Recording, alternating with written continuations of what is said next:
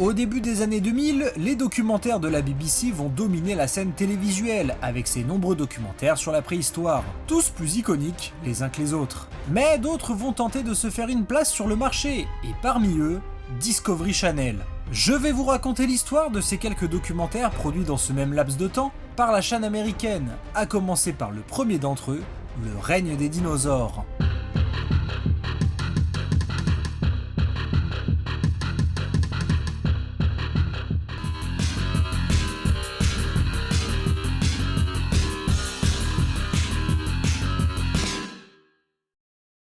Bonjour tout le monde et bienvenue sur Dodo Review. Vous le savez, les reviews sur la Walking With c'est terminé, mais pas de panique, on a encore plein de choses intéressantes à voir. Et on entame aujourd'hui cette deuxième ère avec un documentaire assez spécial.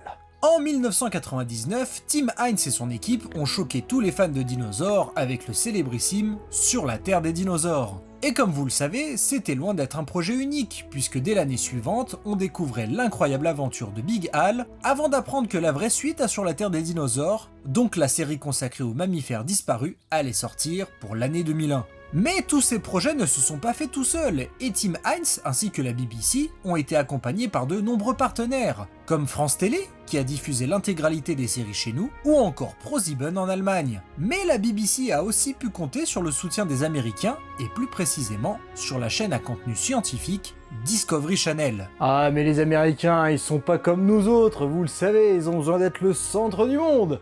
Donc cette histoire de simple participation, ça allait pas durer bien longtemps. Et oui, déjà chez eux, ils adoraient dire que Sur la Terre des dinosaures était une production de Discovery. Alors que, calmos les gars, c'est un projet qui a réuni pas mal de monde, même si, ok, c'est vrai que les Américains, vous prenez un peu de place. Bon, en tout cas, la chaîne américaine ne veut rapidement plus être qu'un simple figurant et décide de trouver les fonds nécessaires pour former une équipe qui produira ses propres documentaires sur les dinosaures. L'idée du premier opus est de tout simplement raconter l'histoire des dinosaures, un peu comme l'avait fait Sur la Terre des dinosaures, mais en plus dynamique, avec un format d'1h30 et seulement en Amérique du Nord. Évidemment, vous vous attendiez à quoi? Ils allaient parler de la Chine peut-être? De l'Europe? Du reste du monde, j'en parle même pas? Ils en ont rien à foutre. Cependant, le projet appelé When Dinosaurs Roamed America, yes l'accent, est traduit en Le règne des dinosaures chez nous, ouais ça a pas beaucoup de sens, et il semble vraiment pris au sérieux, puisqu'on place rapidement Jorgan Kane pour écrire le synopsis. J'espère que je l'ai bien prononcé. En gros, ce gars est loin d'être un manche, puisqu'il a occupé le même rôle pour la série documentaire Planet Earth et Sur la Terre des dinosaures. Mais Kane a beau écrire comme il faut, il n'est pas réalisateur. Pas de panique cependant, puisque Discovery place ses espoirs en Pierre de Lespinois, qui n'est pas forcément très connu à l'époque, mais qui séduit par ses idées, notamment pour ce qui est du placement des caméras lors des futures scènes de chasse. D'ailleurs, si le documentaire Alien Planet vous dit quelque chose, sachez que c'est lui qui est derrière ça. Côté technique, c'est vrai qu'il était difficile pour Discovery de tenter un partenariat avec Framestore, qui bossait sur la série Walking With. Mais cela ne sera pas un problème, puisque la production américaine passera finalement entre les mains de la boîte Meteor Studio et l'équipe dirigée par Don Weller. C'était à l'époque l'un des plus grands studios d'effets visuels du Canada, et qui a notamment bossé sur quelques films, dont Les 4 Fantastiques de 2005. Rien que ça. Une fois les équipes mises en place et le scénario trouvé, le documentaire va finir par prendre forme, après de très longs mois de travail. Celui-ci est prévu pour le mois de juillet 2001, soit 4 mois avant la sortie de Sur la Terre des monstres disparus. Mais de quoi ça nous parle tout ça? Le documentaire commence au Trias, près de ce qui est aujourd'hui New York, il y a plus de 220 millions d'années. La Terre se remet doucement de l'extinction du Permien, qui a décimé presque toute la vie sur notre planète, mais de nombreux reptiles la recolonisent peu à peu, et parmi eux se trouvent de curieux animaux, plus agiles et actifs que les autres, les premiers dinosaures. 20 millions d'années plus tard, démarre une nouvelle ère, le Jurassique. Une nouvelle extinction de masse s'est produite et a laissé le champ libre aux dinosaures. Et les premières espèces de grande taille apparaissent notamment en Pennsylvanie. Le Jurassique avance et il y a 150 millions d'années, dans ce qui deviendra l'Utah, les dinosaures sont désormais les maîtres du monde. Malgré un paysage parfois aride et capricieux, les herbivores, petits comme géants, trouvent le moyen de survivre, mais les terribles prédateurs de l'époque ne sont jamais bien loin. Après un gigantesque bond en avant de 60 millions d'années, nous voici au beau milieu du Crétacé. Il y a 90 millions d'années, les forêts du Nouveau-Mexique abritaient des espèces de dinosaures jamais vues jusqu'alors. Plus de sauropodes géants, ni d'allosaures. Leur place appartient désormais aux dinosaures à cornes, qui entament leur développement, et à des carnivores bien plus intelligents et couverts de plumes. Bien plus tard, il y a 65 millions d'années, les dinosaures connaissent une seconde période faste, après celle du Jurassique. Les espèces les plus grosses dominent le continent, en particulier dans le Dakota du Sud, où les herbivores tentent de résister aux assauts des terribles Tyrannosaurus rex. Mais le destin, qui s'est montré si bon envers les dinosaures, va leur réserver un terrible coup du sort. Maintenant qu'on a vu de quoi ça parle, on va voir si ce documentaire était un pari réussi. Et moi je vais vous le dire, dans un monde où la série Walking With était vraiment dans son apogée, il a fait plus que se faire une petite place celui-là. La première grande force du règne des dinosaures, c'est bien sûr sa base, ce qu'il nous raconte, mais surtout comment il le fait par rapport à ce qui existe déjà. En fait, Discovery a eu la chance d'exploiter toutes les failles ou les portes ouvertes de la BBC pour proposer quelque chose de semblable, mais qui au final ne ressemble pas tant que ça à Sur la Terre des dinosaures. Je vous explique. Déjà, le format est le bon. Comme je l'avais dit pour la review de Sur la Terre des géants, 1h30 pour ce genre de documentaire, c'est très bien. Bien sûr, quand on aime ça, on veut toujours en voir plus, mais je trouve que les scènes du règne des dinosaures s'enchaînent très bien. On n'est pas sur sa fin, et même si ce n'est pas aussi grandiose que Sur la Terre des dinosaures, c'est clairement plus dynamique, et je pense que ça peut justement plus plaire à un public neutre. Ensuite, comme je l'ai dit avant, les créateurs du documentaire ont eu l'intelligence de piocher là où Tim Hines et ses équipes ne l'ont pas fait, pour proposer des choses que les gens n'avaient encore jamais vues dans les documentaires de la BBC. Par exemple, prenez la période du Trias. Certes, on voit du Coelophysis, comme dans Sur la Terre des dinosaures, mais on dit adieu au Placerias et au Postosuchus pour mettre à la place le Desmatosuchus et le Rutiodon. Ensuite, place à la période faste du Jurassique, qui présente plus ou moins la même faune que dans Time of the Titans. Dans Sur la Terre des dinosaures, on y voit de grands sauropodes, comme le Diplodocus et le Brachiosaure. Et bah chez Discovery, on a eu l'intelligence de piocher les deux autres dinos au long cou qui ont vécu en même temps qu'eux, à savoir le Camarasaure et l'Apatosaure. Et puis, si la BBC a placé le petit Ornitholestes pour accompagner l'allosaure chez les carnivores, boum! Chez Discovery, on dégaine le Ceratosaure, un carnivore bien plus gros qui offre une première apparition marquante pour le grand public. Ouais, je dis ça parce que sa scène de 15 secondes dans Jurassic Park 3 la même année, devant ce gros tas de merde là, ça compte pas. Même chose à la fin du Crétacé. On sait quel traitement la BBC a eu pour le pauvre Triceratops dans Sur la Terre des dinosaures. Mais du coup, c'était une occasion en or pour Discovery de le mettre en avant face au T-Rex dans son documentaire. C'est tellement simple, mais tellement bien joué. Ensuite, le fait que le documentaire se passe uniquement en Amérique du Nord, c'est pas gênant. Déjà, ça évite de repomper la BBC. Mais c'est surtout intéressant de voir à quel point les dinosaures ont pu changer sur un seul et même continent, et comment les paysages de celui-ci se sont également modifiés dans le temps. D'ailleurs, la grande force de cette histoire, c'est que chaque séquence est meilleure que la précédente, et ça en tant que spectateur, bah c'est génial, parce que t'es jamais déçu de ce que tu vois, et plus le temps passe, plus t'es à fond dedans. Franchement, la séquence du Trias, elle est passable. Mais dès qu'on passe au Jurassique, ça commence à monter crescendo, et arrivé à la troisième partie, bah là c'est vraiment du très très lourd. Franchement,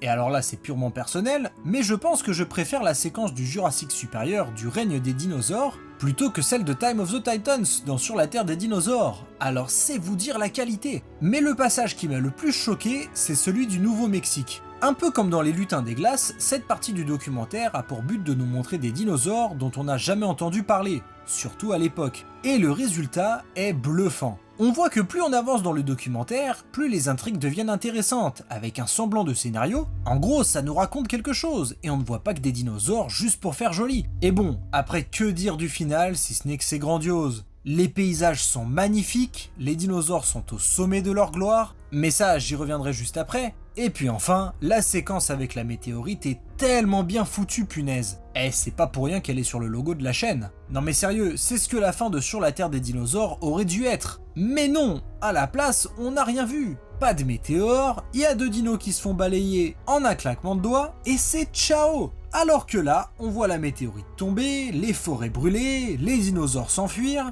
et le narrateur nous dit que c'est la merde partout. Puis la planète plonge dans l'obscurité. Enfin, quelques temps plus tard, le drame se dissipe. La lumière revient, et avec elle, les prochains seigneurs de la Terre que seront les mammifères et même les oiseaux. Et toute cette scène est même pas longue, puisque ça dure que 1 minute 30 à tout casser. Mais on voit tout ce qu'on doit voir. Bref, c'est simple et efficace. C'est tout ce qu'on demandait à Sur la Terre des dinosaures, mais c'est bel et bien Discovery qui l'a fait. Ensuite, comment ne pas parler des dinosaures ? Y a rien à dire, Meteor Studio a fait du très bon travail pour ce qui est des images de synthèse, et ça tient vachement bien la route, aujourd'hui encore. Certains modèles de dinosaures ont même mieux vieilli que ceux de Sur la Terre des dinosaures, et les designs sont vachement plus reconnaissables. Par exemple, le T-Rex est juste parfait pour l'époque. Et quand je pense au mot tyrannosaure, c'est ni celui de Jurassic Park, ni celui de Prehistoric Planet qui me vient en tête, mais bel et bien celui-là. En tout cas, une chose est sûre, il foudroie d'une violence celui de Sur la Terre des dinosaures. Et que dire de son cri exceptionnel.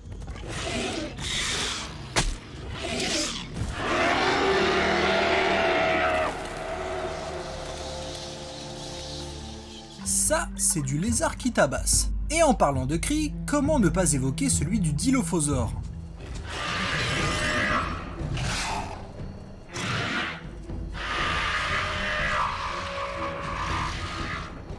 Pour ce qui est des autres dinosaures, j'ai adoré les sauropodes, qui sont presque aussi majestueux que les diplodocus de la BBC. Le cératosaure est juste parfait, et ça fait vraiment plaisir de le voir. Et les raptors ont des plumes, bordel. Alors aujourd'hui ça paraît tout à fait normal, mais à l'époque c'était la première fois qu'on en voyait. Et ce documentaire est un peu synonyme de première pour pas mal de monde. On a donc des raptors emplumés, mais on nous présente aussi des therizinosaures, en l'occurrence le Nothronicus. Donc si vous pensiez que Nigel était le premier à vous avoir fait découvrir ce curieux groupe de dinosaures, et bah sachez que c'est qu'un fraudeur. Oh merde! Oh c'est con ça!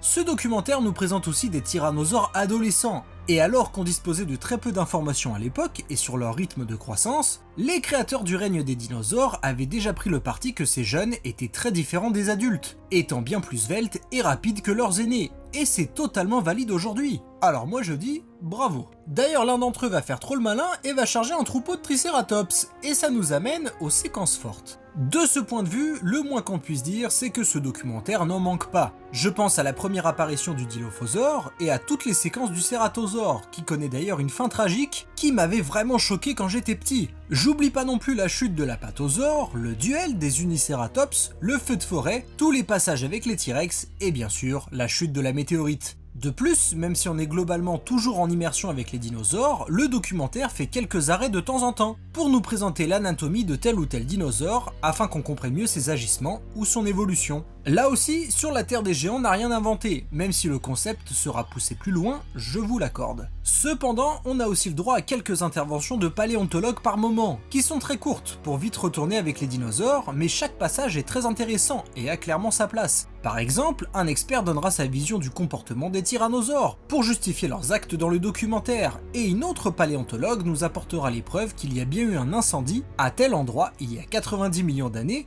lorsqu'il a lieu dans une séquence du Crétacé. Enfin, deux derniers points, à commencer par la narration qui est assurée dans la VO par l'acteur américain John Goodman. Et le moins qu'on puisse dire, c'est qu'il a assuré le bougre. Sa voix est super calme et posée, et à mon sens, c'est l'un des meilleurs narrateurs, tout documentaire sur la préhistoire confondu. Jugez par vous-même.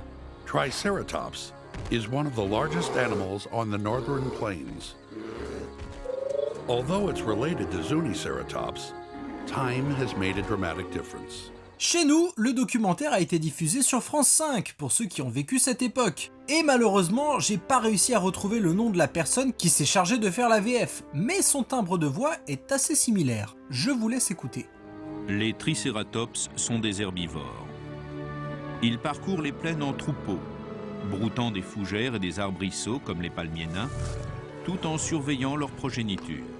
Enfin, on va finir les bons points par les musiques, composées par l'allemand Christoph Frank. Qu'on soit clair, il n'y en a aucune qui rivalise vraiment avec les compositions de Sur la Terre des dinosaures ou même Prehistoric Park. D'ailleurs, ce sont plus souvent des musiques de fond et d'ambiance en fonction de l'habitat plutôt que de vraies compositions puissantes. Mais il y en a, comme le thème du T-Rex ou de l'incendie, qui valent vraiment d'être écoutés. Voici quelques extraits.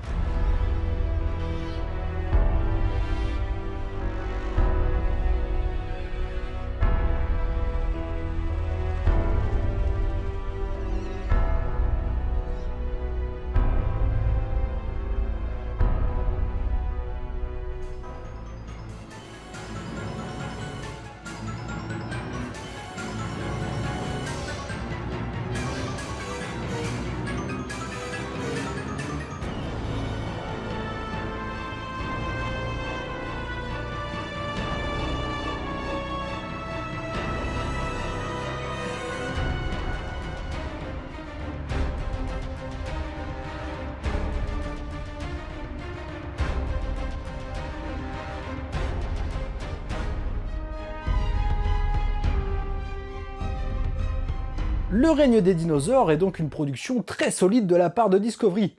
Mais bon, il y a bien des défauts à trouver quand même, non ?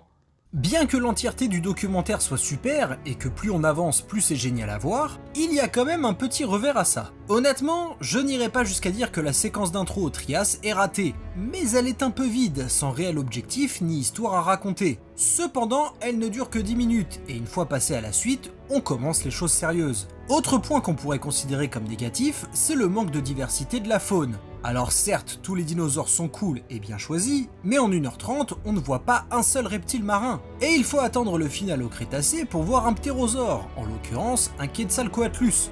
Bon, certes, on voit ces petits reptiles prendre leur envol lors d'un passage au Jurassique, mais ils ne sont même pas nommés, c'est juste pour le décor, et c'est un peu dommage. Et pour les passionnés de plantes, on voit une fleur au Crétacé, voilà, c'est à prendre ou à laisser. Ensuite, même si je trouve que le règne des dinosaures a globalement mieux vieilli que son homologue de la BBC, on notera quand même quelques erreurs, qui sont surtout dues au fait que le documentaire a 24 ans. Tout d'abord, contrairement à ce qu'on nous dit, les dinosaures n'étaient pas déjà en voie d'extinction avant la chute de la météorite. C'est ce qu'on pensait à l'époque vu le nombre de fossiles qui se réduisait au fur et à mesure qu'on avançait dans le Crétacé. Mais grâce à de nombreuses découvertes faites depuis, on sait que c'est faux. D'ailleurs, en parlant des dinosaures de la fin du Crétacé, on nous présente l'Anatotitan, un grand dinosaure à bec de canard qui en fait n'existe pas. Bon alors très exactement, on l'a regroupé avec le genre Edmontosaurus depuis. D'ailleurs, Sur la Terre des dinosaures avait fait la même erreur, j'en avais pas parlé dans la review dédiée. Toujours avec les noms de dinosaures, le petit Saint-Tarsus du début du Jurassique a également changé de nom pour s'appeler Megapnosaurus, car le nom Saint-Tarsus était en fait déjà utilisé pour un coléoptère. Mais finalement, l'appellation Saint-Tarsus pourrait de nouveau être utilisée dans le futur pour l'une des espèces de Megapnosaurus, ce qui donnerait finalement raison à Discovery. Ouais, la paléontologie franchement c'est compliqué parfois. Enfin, pour ce qui est des découvertes récentes, on pense aujourd'hui, après avoir étudié de nombreux crânes de théropodes, que les dinosaures carnivores avaient des lèvres qui couvraient leurs dents. Ce qui paraît assez logique puisque les animaux terrestres actuels, mammifères ou reptiles, en ont également pour éviter que les dents ne s'abîment, et seuls les animaux marins, comme les crocodiles, n'en ont pas besoin, car les dents ne subissent pas de dommages dans l'eau.